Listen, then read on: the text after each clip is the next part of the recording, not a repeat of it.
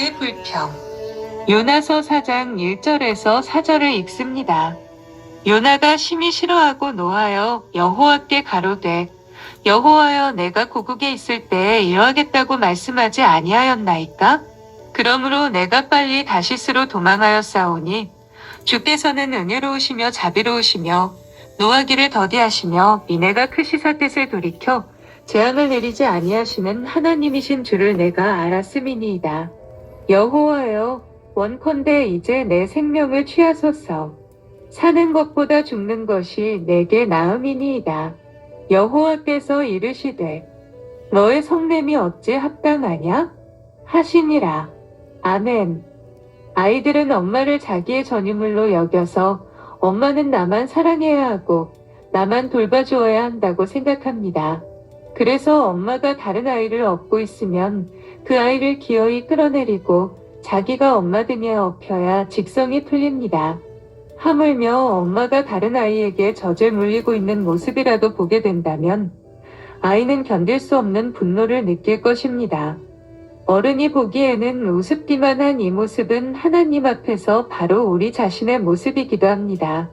우리는 하나님이 나와 우리 가족과 우리 교회만 사랑하시고 축복하셔야 할 것처럼 생각합니다. 그래서 나에게 주시지 않은 축복을 다른 사람들에게 주실 때 별로 좋아하지 않습니다. 또 우리 가족은 구원받지 못했는데 다른 가족에게 구원의 역사가 일어날 때 불편한 감정을 느끼기도 합니다. 요나는 하나님의 두 번째 명령으로 니느웨에 가서 심판의 말씀을 전했습니다. 이 말씀을 외치는 동안 요나는 완전히 하나님의 손에 붙들려 있었습니다. 그는 성령의 능력으로 니느웨의 멸망을 담대히 외쳤습니다. 적어도 말씀을 외치는 동안 요나는 순수했습니다. 그러나 그의 본심은 니느웨의 회개에 있지 않았습니다. 그는 니느웨 사람들이 자기의 설교를 듣고 나서도 계속 죄를 짓다가 망해버리기를 바랐습니다. 그러나 결과는 그의 바람과 정반대로 나타났습니다. 왕이나 백성 할 것 없이 모든 니느웨 사람들이 하나님 앞에 무릎을 꿇고 애통해하기 시작한 것입니다. 요나는 니느웨 사람들이 이처럼 쉽게 회개하면 안 된다고 생각했습니다.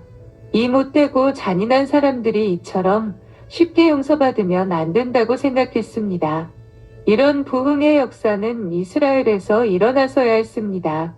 그러나 정작 이스라엘에서는 이런 역사가 나타난 지가 너무나 오래되었습니다. 이스라엘 백성들은 이보다 수십 배 위대한 말씀을 듣고서도 눈물 한 방울 흘리지 않았습니다. 그런데 니느웨의 무지막지한 죄인들은 한 번의 설교의 눈물을 뚝뚝 흘리면서 회개했습니다. 이것이 요나의 마음에 분노를 일으켰습니다. 요나는 하나님께 대들었습니다. 하나님, 제가 이곳에 오기 전에 우려했던 상황이 바로 이것입니다. 이런 악독한 인간들이 이렇게 쉽게 회개하고 용서받아도 되는 겁니까? 이런 자들은 자기 죗값을 치러야 합니다. 이런 회개의 역사는 이스라엘에서 일어나야 하지 않습니까? 설사 이방인들에게 은혜를 주시더라도 이스라엘에 먼저 주신 다음에 남은 찌꺼기를 주셔야 하는 것 아닙니까? 그는 니느웨에 일어난 부흥의 역사를 기쁨으로 받아들일 수 없었습니다. 그래서 하나님께 불평하고 항의했습니다. 요나는 니느웨에 오기 전 혹시라도 니느웨 사람들이 자기 말을 듣고 회개하지는 않을까 우려했습니다. 1절, 2절입니다. 요나가 심히 싫어하고 노하여 여호와께 기도하여 가로되 여호와여 내가 고국에 있을 때에 이러하겠다고 말씀하지 아니하였나이까? 그러므로 내가 빨리 다시스로 도망하였사오니. 요나는 니느웨 사람들이 망하기를 바랐습니다. 그래서 다시스로 도망쳐 버렸습니다. 결국 니느웨 성에 가서 위대한 설교를 하긴 했지만 그때도 본심으로는 그들이 구원받지 못하고 망하기를 바랐습니다. 우리는 하나님의 선지자가 어떻게 이처럼 사람들의 멸망을 바라는 마음으로 설교할 수 있을까 의아한 생각이 듭니다. 그러나 솔직하게 들여다보면 이것은 바로 우리 자신의 심정이기도 합니다. 요나는 인과응보적인 사고를 가지고 있었습니다. 그래서 큰 죄를 지은 자들은 너무 쉽게 회개하면 안 된다. 자기 죄에 대해 응분의 대가를 치러야 한다고 생각했습니다. 우리도 그렇습니다. 입으로 표현하지 않아서 그렇지 사실은 무서운 죄를 지은 사람들이 쉽게 회개하기보다는 계속 악하게 있다가 멸망하기를 바랄 때가 더 많습니다. 우리는 악한 사람들이 너무 쉽게 회개할 때, 이건 불공평하다. 저런 사람들은 좀 톡톡히 대가를 지불한 후에 용서를 받아도 받아야 한다는 생각을 하기 쉽습니다. 특히 어떤 사람에게 자신이 직접 상처를 받았을 때 우리는 그 사람이 망하기를 바랄 뿐 아니라 때로는 그 사람의 가족까지 망해 버리기를 은근히 바라기도 합니다. 그런데 그 사람이 망하기는커녕 더 잘 되고 있다는 소식을 들을 때 속이 편치 않습니다. 물론 요나가 이런 악한 마음으로 하나님의 말씀을 외쳤던 것은 아닙니다. 그의 본심이 이러했음에도 불구하고 하나님은 그를 강권적으로 붙들어 사용하셨습니다. 요나의 본심은 니느웨 사람들이 회개하지 않는 것이었고 설사 회개하더라도 위선적으로 회개하는 것이었습니다. 그래서 결국 용서받지 못하고 망해버리는 것이 요나가 바라던 바였습니다. 그럼에도 불구하고 하나님은 강권적으로 요나의 마음속에 있는 악한 본성을 누르시고 하나님의 뜻을 이루셨습니다. 이것을 보면 어떤 사람이 아무리 위대한 하나님의 일을 했다 하더라도 그것은 그 사람 스스로 한 일이 아님을 알 수 있습니다. 하나님의 손에 붙들려 크게 사용된 사람도 그 마음 깊은 곳에는 자기 이익을 챙기는 이기적인 본성과 악한 마음이 자리 잡고 있습니다. 아마도 니느웨 성 사람들은 요나에게 굉장히 감사했을 것입니다. 당신이 여기까지 와서 이 놀라운 말씀을 전해주지 않았다면 우리는 소돔과 고모라처럼 멸망했을 것입니다. 요나 선생님, 정말 고맙습니다. 아마 갈라디아 사람들이 눈이라도 빼서 바울에게 주려 했던 것처럼 니느웨 사람들도 어떤 식으로든 요나에게 깊은 감사를 표현하고 싶었을 것입니다. 그러나 요나는 사실 니느웨가 망하기를 바랐습니다.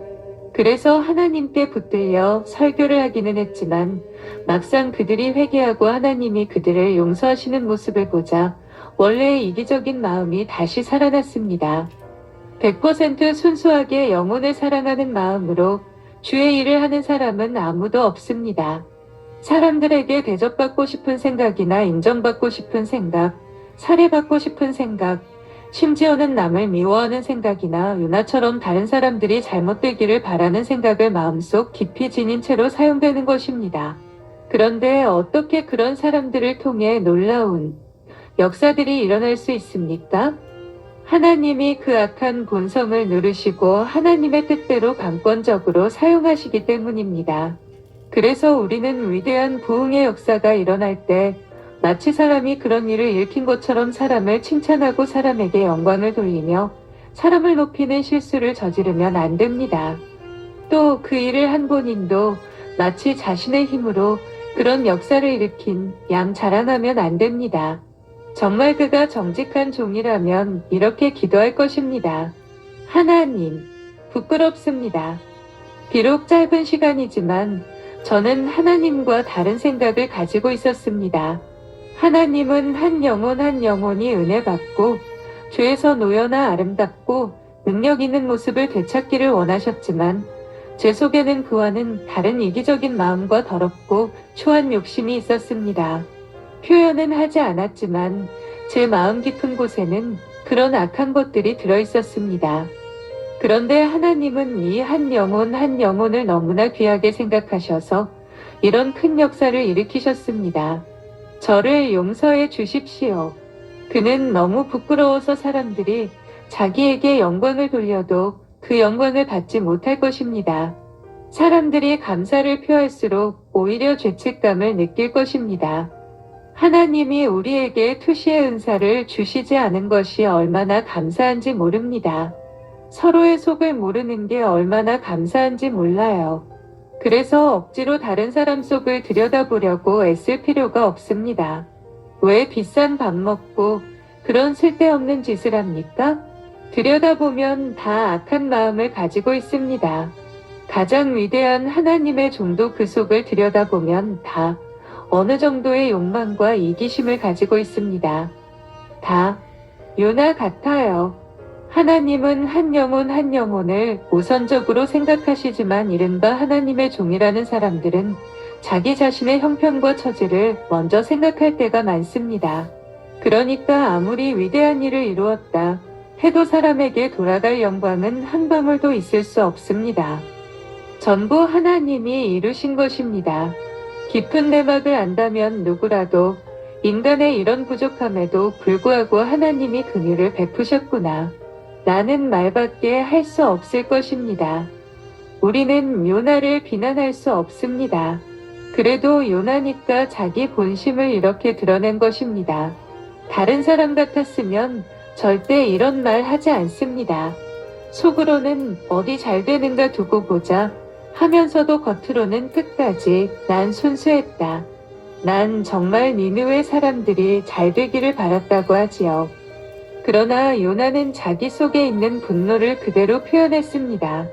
하나님, 전 사실 이들이 망하기를 바랐습니다. 그래서 지금 하나님께 화가 납니다라고 정직하게 토로했습니다. 이럴 때 우리가 기억해야 할 말은 그럼에도 불구하고 입니다. 우리에게는 순간순간 기가 막힌 생각들이 수없이 떠오릅니다. 우리 자신이 생각해도 기가 막힐 정도로 사악한 생각들, 남이 알까봐 무서울 정도로 위험한 생각들이 마구 떠오릅니다.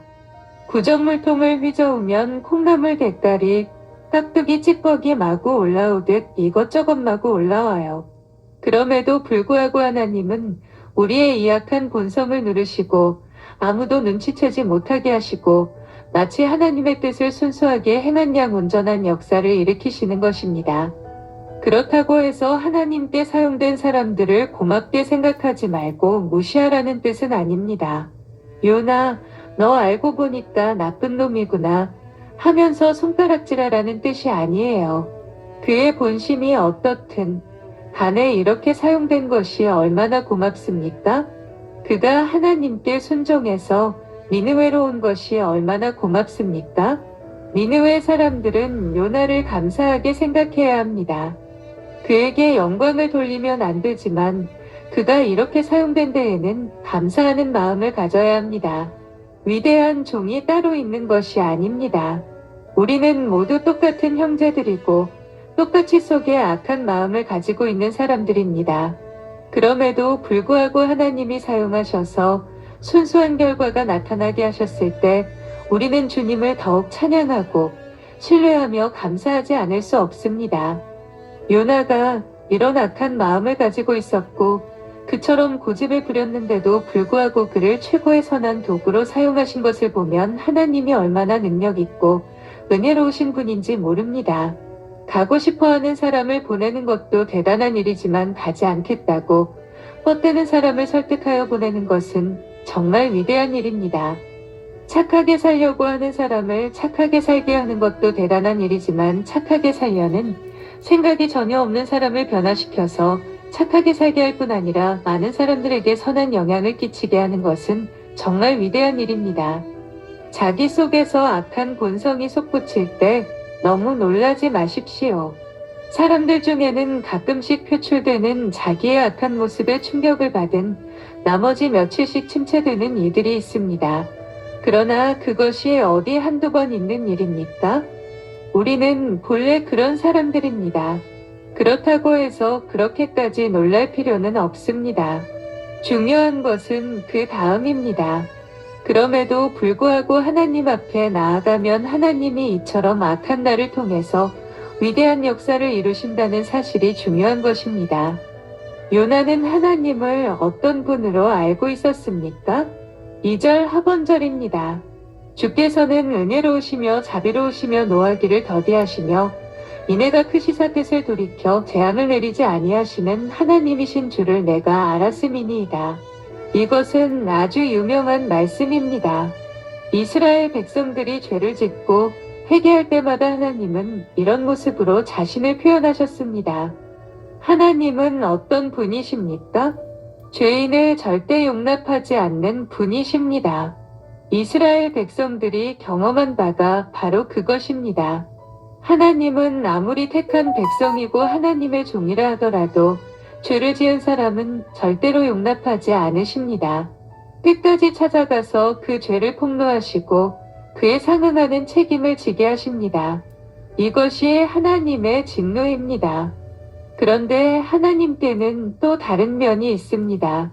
그것은 아무리 추악한 죄를 지었고 멸망당에 마땅한 사람이라 하더라도 회개하며 나아오면 무조건 용서해 주시는 은혜로우시며 자비로우시며 노하기를 더디하시며 이내가 크시사 뜻을 돌이켜 재앙을 내리지 아니하시는 하나님의 모습입니다. 아무리 용서받을 수 없는 죄를 지었다 하더라도 아무리 절망적인 상황에 빠져 있다 하더라도 자기 죄를 미워하며 하나님께 나아오는 사람은 반드시 용서해 주십니다. 그래서 하나님께 회개할 마음이 든 사람은 이미 살아난 것이나 다름없습니다. 그런 생각이 들었다는 것 자체가 하나님이 그를 살리기로 작정하셨음을 보여주는 징표이기 때문입니다. 멸망할 사람에게는 그런 생각 자체가 들지 않습니다. 오히려 내가 끝까지 내 죄의 책임을 지겠다고 고집을 부리지요. 그러나 어떻게 우리가 저지른 짓의 책임을 질 수 있겠습니까? 내 말 한마디가 누군가를 몇 달 동안 눈물로 지내게 했다면, 누군가의 명예에 심각한 손상을 입히고 인격에 상처를 주었다면, 그래서 깊은 우울증에 빠지게 만들었다면 그것을 어떻게 내 힘으로 수습할 수 있겠습니까? 그럼에도 불구하고 책임질 수 없는 것을 책임지겠다고 하면서 끝까지 버티는 것이 어리석은 사람들의 특징입니다. 멸망과 구원은 절박한 상황에서 이 중 어느 쪽의 생각에 지배당하느냐에 달려 있습니다. 멸망당하는 사람이나 구원받는 사람이나 다 똑같은 죄인입니다. 그러나 구원받는 사람은 자기가 자기 죄를 책임질 수 없다는 사실을 빨리 깨닫습니다. 나는 내가 저지른 일을 책임질 수 없다. 내가 다른 사람에게 준 상처를 책임질 수 없다. 내가 할 수 있는 일은 오직 두 손 들고 하나님께 나아가는 것뿐이다라는 것을 깨닫습니다. 그럴 때 하나님은 그를 용서하기를 주저하지 않으십니다. 그리고 그가 저지른 일들을 친히 책임져 주십니다. 반면에 멸망당하는 사람은 자꾸 자기 잘못을 생각합니다. 이것도 잘못했고 저것도 잘못했는데 요것도 실수했고 저것도 실수했는데 라고 생각합니다. 물론 그 말은 맞습니다. 그러나 문제는 그의 생각이 거기에서만 그친다는 것입니다. 그에게는 하나님께 용서를 빌고 싶은 생각이 들지 않습니다. 구원받는 사람도 자기 잘못을 생각하지만 그럼에도 불구하고 하나님께 나아가면 용서받을 수 있다는 생각을 합니다. 그러나 멸망당하는 사람에게는 그 생각이 들지 않습니다. 하나님 앞에 가장 나쁜 것이 이 자존심입니다. 하나님 앞에서 자존심을 내세우는 것보다 더 절망적으로 해로운 일이 없습니다. 그렇다면 요나는 이처럼 하나님이 은혜로우시고 자비로우시며 노하기를 더디하시는 분이라는 것을 알았으면서 왜 그것을 니느웨 사람들에게는 적용하려 하지 않았을까요?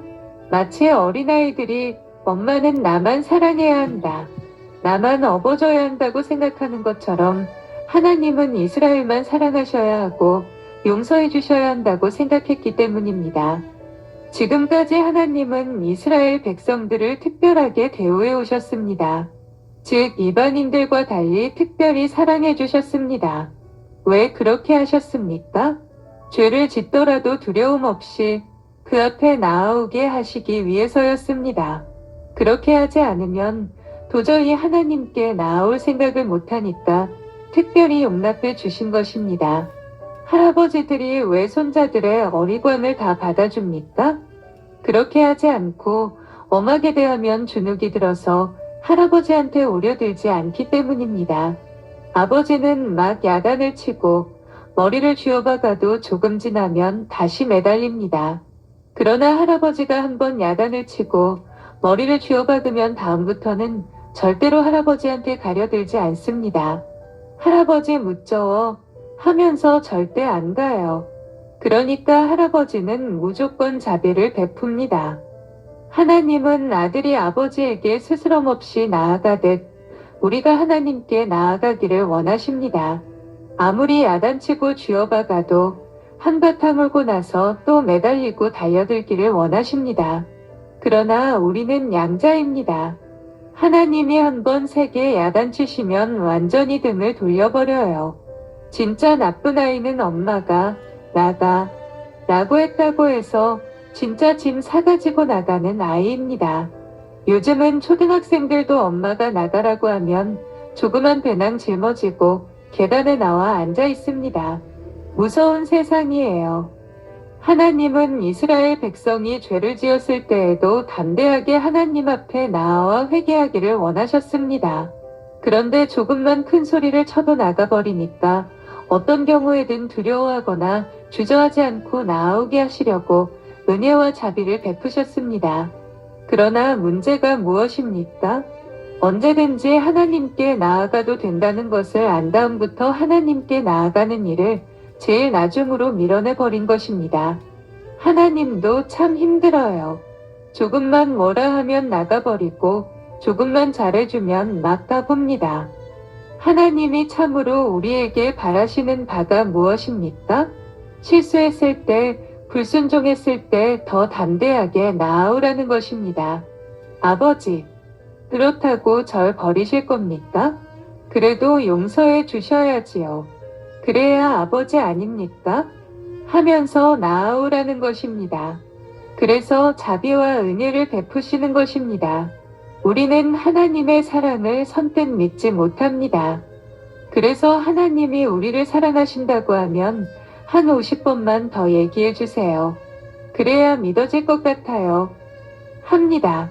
그리고 하나님이 사랑을 보여주시고 또 보여주시면 조금 믿는 듯 하다가 차바퀴가 구멍난다든지 어디 종기가 난다든지 하면 또 그 사랑을 의심하기 시작합니다. 우리의 믿음이라는 것이 얼마나 보잘것없는지 모릅니다.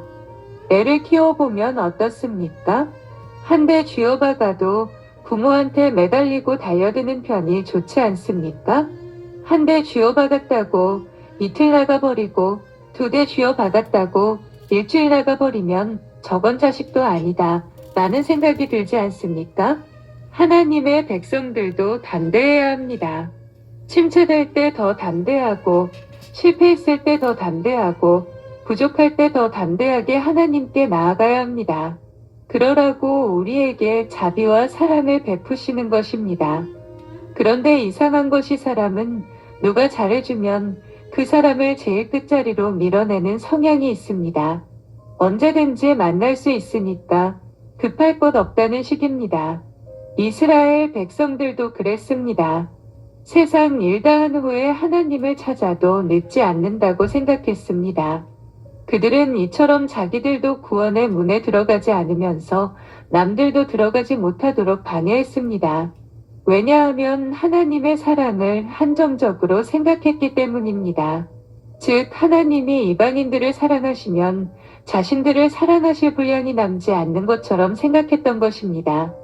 세상을 살다 보면 모든 것이 한정되어 있다는 사실을 알게 됩니다. 먹는 것도 한정되어 있고 시간도 한정되어 있고 물건도 한정되어 있습니다. 이 모든 것이 무한히 있다면 아무리 남들이 가져가도 빼앗긴다는 생각이 들지 않을 것입니다. 남들이 다 가져가도 넉넉히 남아있는데 걱정할 필요가 뭐가 있고 서두를 필요가 뭐가 있겠습니까? 그런데 세상에서는 모든 것이 모자라니까 어떻게 해서든지 남보다 먼저 차지하려고 혈안이 되는 것입니다. 우리는 하나님의 은혜와 축복도 이런 식으로 생각해서 하나님이 다른 사람들에게 은혜와 축복 주시는 것을 싫어하고 시기합니다. 에서의 경우를 보십시오. 그는 야곱이 이삭에게 축복을 받은 후 울면서 아버지에게 떼를 섰습니다. 아버지, 혹시 남겨놓은 축복 없나요? 혹시 야곱에게 주지 않고 숨겨둔 거 없나요? 그리고 이삭이 아무것도 없다고 하자 자기 축복을 전부 빼앗아 반 야곱을 죽이기로 작정했습니다. 그러나 야곱은 하나님의 주권적인 우선순위에 따라 축복을 받은 것입니다. 에서는 야곱을 제사장으로 삼아 그의 종이 되어서 축복을 받으면 됩니다. 그가 기꺼이 동생의 종이 되었다면 그토록 원했던 하나님의 축복을 자신도 받아 누렸을 것입니다. 그러나 그는 교만 때문에 야곱을 제사장으로 삼기를 거부하고 그를 죽이려 했습니다. 하나님의 은혜는 무한합니다. 그리고 아무도 독점할 수 없습니다. 따라서 다른 사람에게 축복이 임한다고 해서 나에게 올 축복이 줄어드는 게 아닙니다. 나에게 올 축복은 따로 있습니다. 요나는 니느웨에 축복이 임하면 이스라엘의 몫이 없어지는 것처럼 생각했습니다. 그러나 니느웨에 은혜를 베푸셨다고 해서 이스라엘에 돌아갈 은혜가 충나는 것이 아닙니다. 하나님은 오히려 니느웨 사람들을 축복하신 일이 이스라엘 백성들에게 자극이 되어 그들이 더 주저하지 않고 하나님 앞에 나아오기를 원하셨습니다. 3절입니다. 요나는 하나님 앞에 엄청난 분노를 터뜨렸습니다. 여호와여, 원컨대 이제 내 생명을 취하소서. 사는 것보다 죽는 것이 내게 나음이니이다. 사람이 죽는다는 말을 함부로 하면 안 됩니다. 더구나 선지자가 하나님 앞에서 저는 살기 싫습니다. 저를 죽여 주십시오라고 말하는 것은 굉장히 망령된 짓입니다. 우리는 능력의 종 엘리야도 로뎀나무 아래서 이와 비슷한 말을 했던 것을 알고 있습니다. 그렇게 위대한 선지자도 이세벨이 자신을 죽이려고 찾는다는 말을 들었을 때 자기를 죽여달라고 하나님께 항의하며 분노를 터뜨렸습니다. 아무리 위대한 믿음의 사람이라 해도 그런 행동은 절대 본받으면 안 됩니다. 전에 어떤 청년이 성 어거스틴이 타락했다가 위대한 성인이 되었으니 자기도 한번 타락해 보아야 잘 믿을 것 같다고 말하는 것을 들은 적이 있습니다. 그러나 그런 것은 적용하면 안 됩니다. 그렇게 타락했던 어거스틴을 변화시키신 주님이 놀라운 것이지 어거스틴 자신이 위대한 것입니까? 엘리야가 그토록 침체되었던 원인은 무엇입니까? 그는 성령의 능력으로 하늘에서 불이 내리게 만들었고 바알 제사장 450명을 죽였으며 3년 반 동안 내리지 않던 비를 쏟아지게 했습니다. 그는 우리와 성정이 똑같은 사람이었습니다. 그런데 성령께서 그를 붙잡아 불같은 종으로 사용하셨습니다. 그리고 나서 그는 정상적인 자기의 모습으로 돌아왔습니다. 그러자 그 승리가 컸던 만큼 자신의 연약함과 비참함이 강하게 느껴지면서 절망감과 두려움이 엄습했습니다. 요나도 마찬가지였습니다. 그는 니느웨 성에서 성령에 붙들려 불같은 설교를 퍼부었습니다. 사람이 아니라 사자 한 마리가 울부짖으며 니느웨 성을 뛰어다니는 것 같았습니다. 사람들은 요나가 어느 누구도 항거할 수 없는 하나님의 권위로 설교하는 것을 보았습니다. 그런데 그 엄청난 설교가 끝나고 위대한 회개 역사가 일어난 후 요나는 자기의 정상적인 모습으로 돌아오게 되었습니다. 그는 계산하기 시작했습니다. 내가 도대체 무슨 짓을 한 거지? 이 악한 자들은 전부 망해버려야 하는데 내가 왜 이 자들을 살려놓은 거야? 이제 이 자들이 다시 힘을 모아 이스라엘을 침략하면 그 호환을 어떻게 감당하지? 이를테면 자기 집의 살인자가 쓰러져 있는 것을 보고 정신없이 주물러주고 물을 먹여서 의식을 회복시켰는데 그러고 나서 문득 내가 무슨 짓을 한 거야? 내가 왜 이 흉악한 놈을 살려놓은 거지? 이제 이 상황을 어떻게 수습해야 하나? 하는 생각이 들면서 두려움과 공포에 휩싸이는 것과 같은 상황입니다. 요나는 하나님께서 왜 이스라엘 백성들의 마음은 바꾸지 않으시고 이 악한 자들은 이처럼 회개시키셨는가 하는 분노로 죽고 싶었습니다. 그때 하나님이 하신 말씀이 무엇입니까? 4절입니다. 여호와께서 이르시되 너의 성냄이 어찌 합당하냐? 하시니라. 하나님은 요나가 이렇게 생각하는 것이 합당치 않다고 말씀하셨습니다. 하나님의 능력에 붙들려서 그들을 회개시켰으면 그 뒤의 일도 하나님께 맡기라는 것입니다. 왜 또 자기 모습을 보면서 계산하고 추측하고 미래에 대해 염려하느냐는 것입니다. 이스라엘 백성들이 회개하지 않는 것과 니느웨 사람들이 회개한 것은 서로 아무 상관이 없는 일입니다.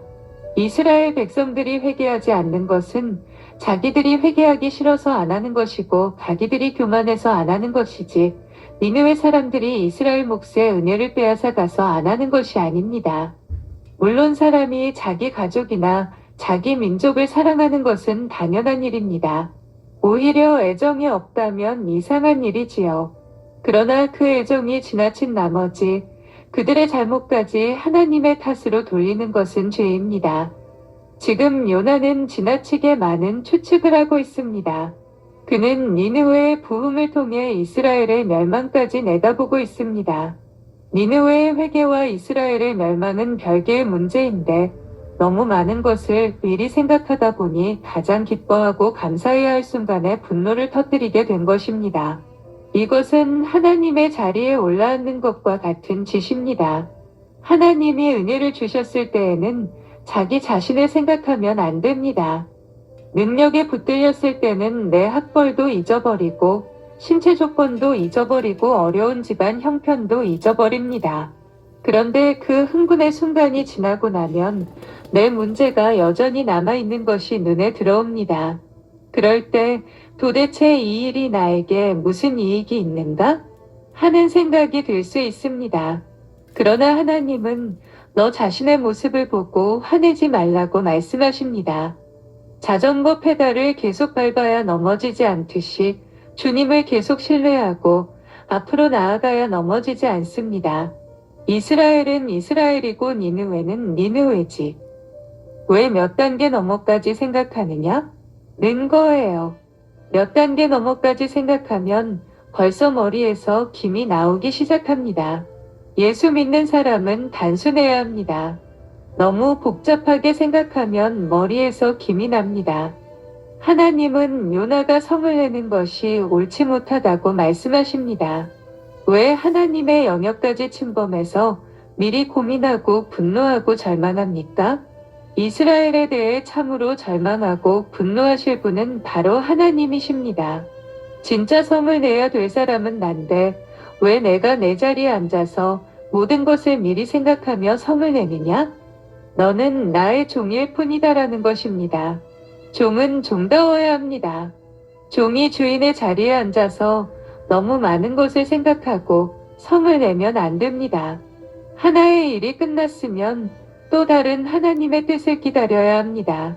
그리고 설사 내가 이해할 수 없는 상황이 벌어졌더라도 하나님을 기뻐하며 그에게 영광 돌리기를 주저하면 안 됩니다. 오늘 성경이 우리에게 말씀하는 것은 세 가지입니다. 첫째는 하나님 앞에 100% 순수한 마음으로 사용되는 사람은 아무도 없다는 것입니다.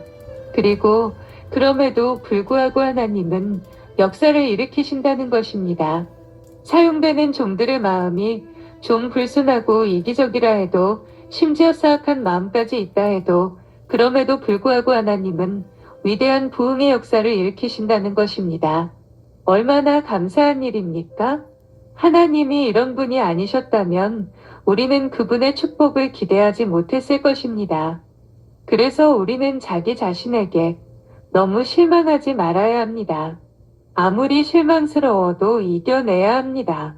하나님은 그럼에도 불구하고 우리를 통해 역사하는 분이시기 때문입니다. 우리의 불완전함에도 불구하고 그 부분을 억제하셔서 순수한 능력의 역사를 일으키시는 것을 생각할 때 얼마나 감격스러운지 모릅니다. 그러므로 우리는 우리 자신을 용납할 뿐 아니라 우리의 이웃들을 용납해야 합니다. 너무 불꽃 같은 눈으로 살피면 안 돼요. 남들이 어떤 행동을 하든 그럴 수도 있다. 그럼에도 불구하고 하나님은 역사하실 것이다라고 믿으면서 그들의 부족함에도 불구하고 여전히 신뢰하고 사랑할 때 우리에게 주신 것과 같은 은혜를 그들에게도 주실 것입니다. 둘째는 죄를 지었어도 더 담대히 하나님께 나아가라는 것입니다. 아무리 큰 죄를 지었어도 담대합시다. 뻔뻔스러울 정도로 담대하게 하나님 앞에 나아가 매달립시다. 이것이 하나님이 우리에게 원하시는 것입니다. 하나님 앞에 자존심 내세워서 좋을 일 하나도 없습니다. 실수했을 때, 잘못했을 때 담대하게 하나님의 품으로 돌진하십시오. 그러면 은혜로우시며 자비로우시며 노하기를 더디하시며 인애가 크신 하나님이 안아 주시고 위로해 주시고 축복해 주실 것입니다. 셋째는 하나님이 축복하실 때 절대 자기 모습을 보지 말라는 것입니다. 사람은 흥분의 순간이 지나면 인간적인 생각을 하게 되어 있습니다. 그럴 때 한 번 더 주님 앞에 나아가야 합니다. 자기 모습이 생각나고 자기가 미워질 때 그렇게 능력 있게 사용되었음에도 불구하고 그렇게 큰 축복의 역사가 일어났음에도 불구하고 막상 자기 상황은 하나도 변한 것이 없을 때 절대 거기 매몰되어 성을 내면 안 됩니다. 그 모습 그대로 하나님 앞에 고백하며 나아갈 때 하나님의 변함없는 은혜가 임할 것입니다. 그 사실을 믿으시길 바랍니다. 아멘.